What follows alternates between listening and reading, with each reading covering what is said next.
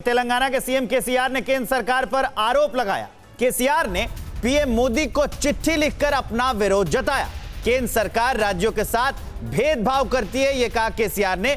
विरोध की नीति आयोग की बैठक से खुद को दूर कर लिया है केसीआर ने। जो केसीआर थे उन्होंने विरोध किया और विरोध में उस बैठक से खुद को दूर कर लिया। आरोप यह लगाए कि सुनती नहीं है सरकार, भेदभाव करती है। केसीआर ने चिट्ठी लिखी और उसमें यह आरोप लगाए।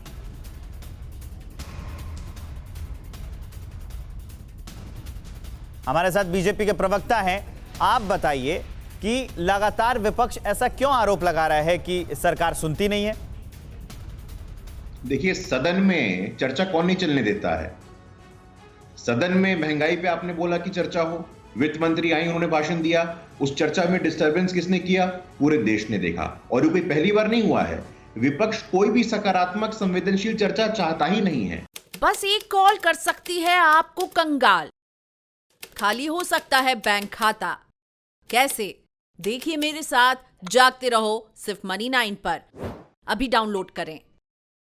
हम तो लगातार कह रहे हैं। मुझे आज भी याद है, पिछले सत्र के पहले दिन प्रधानमंत्री जी ने कहा था कि विपक्ष के सुझाव चर्चा को संवेदनशील बनाते हैं, चर्चा को सकारात्मक बनाते हैं। लेकिन इस प्रकार से टैक्स पेयर्स का पैसा बर्बाद करना, सरकार आज भी चर्चा करना चाहती है, किसी भी मुद्दे पर चर्चा करना चाहती है, लेकिन चर्चा का एक वातावरण होता है। जब सदन चलने का मौका आता है तो आप अध्यक्ष का अपमान करते हैं, पेपर बॉल बना करके उछालते हैं। हम भूल गए हैं क्या अभी पिछले दिनों किस प्रकार से आपने अपने संस्कारों का परिचय दिया था? इसीलिए हमें विपक्ष से सीखने की जरूरत नहीं है। हम लोकतंत्र में विश्वास रखते हैं। विपक्ष के लिए लोकतंत्र का अर्थ है सोनिया गांधी, राहुल गांधी। सोनिया गांधी से सवाल, लेकिन आपसे लगातार क्यों नाराज है गुरु प्रकाश पासवान जी? पिछली मीटिंग में भी नहीं आया और इस मीटिंग में भी नहीं आए। कौन? केसीआर, तेलंगाना के सीएम। नहीं, बताया ना हमने। केसीआर का एकमात्र एजेंडा है कि अपना परिवार, अपना वंशवाद। वो दिन भूल गए हैं जब योजना आयोग के उनको चक्कर लगाने पड़ते थे। अब उनकी राजनीति समाप्त होती दिख रही है। इस बार हैदराबाद में भी जो बैठक हुई, प्रधानमंत्री जी की रैली हुई, वहां से पता चल गया कि तेलंगाना की जनता अब केसीआर। ठीक है, मैं रजनीश के पास जाना चाहता हूं। रजनीश, जरा मुझे ये बताइए, आज की इस मीटिंग का एजेंडा कब तक चलेगी यह मीटिंग और अभी फिलहाल क्या हो रहा है? देखिए, शाम 4 बजे प्रधानमंत्री समापन भाषण देंगे। उससे पहले तमाम राज्यों के मुख्यमंत्री और राज्यपालों को, उपराज्यपालों को भी बोलने का मौका दिया जाएगा। अलग अलग विषय हैं उनके, और दो जो इम्पोर्टेंट सेगमेंट है आज की बैठक में, इसमें से एक राजनाथ सिंह मॉडरेट करेंगे, जो कृषि से संबंधित है। कृषि की विविधता है, दलहन तिलहन जैसे विषय हैं, इसको लेकर चर्चा होगी। राज्यों से सुझाव मांगे जाएंगे और उसको राजनाथ सिंह मॉडरेट करेंगे। इसके अलावा जो केंद्र सरकार ने राष्ट्रीय शिक्षा नीति लागू की थी, उसको राज्यों में कैसे इम्प्लीमेंट किया जाए, ये कार्यक्रम भी राजनाथ सिंह के हवाले है। वही तमाम राज्यों से इस पर फीडबैक लेंगे और राज्य कितनी जल्दी राष्ट्रीय शिक्षा नीति को अपने अपने राज्यों में इम्प्लीमेंट कर सकते हैं, उस पर चर्चा की जाएगी। दूसरा, विदेश मंत्री एस जयशंकर जिस कार्यक्रम को मॉडरेट करने वाले हैं, उसमें अगले साल भारत G20 की अध्यक्षता कर रहा है और उसकी पूरी जानकारी तमाम राज्यों को दी जाएगी।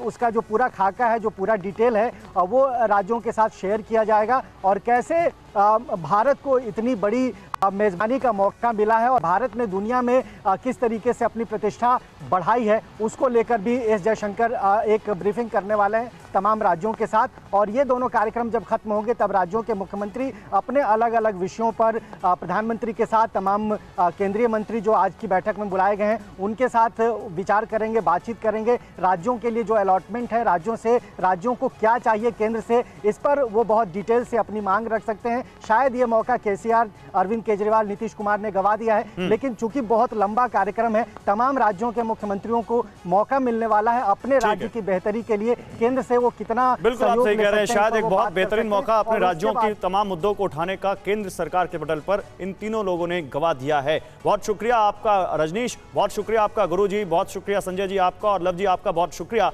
रुपेश भी हमारे साथ जुड़े थे। रुपेश, आपका भी बहुत शुक्रिया। क्या आपने भी खरीद लिया है गलत शेयर? हो गया है भारी नुकसान? देखिए मेरे साथ 80-90 पूरे 100 सिर्फ मनी 9 पर। अभी डाउनलोड करें।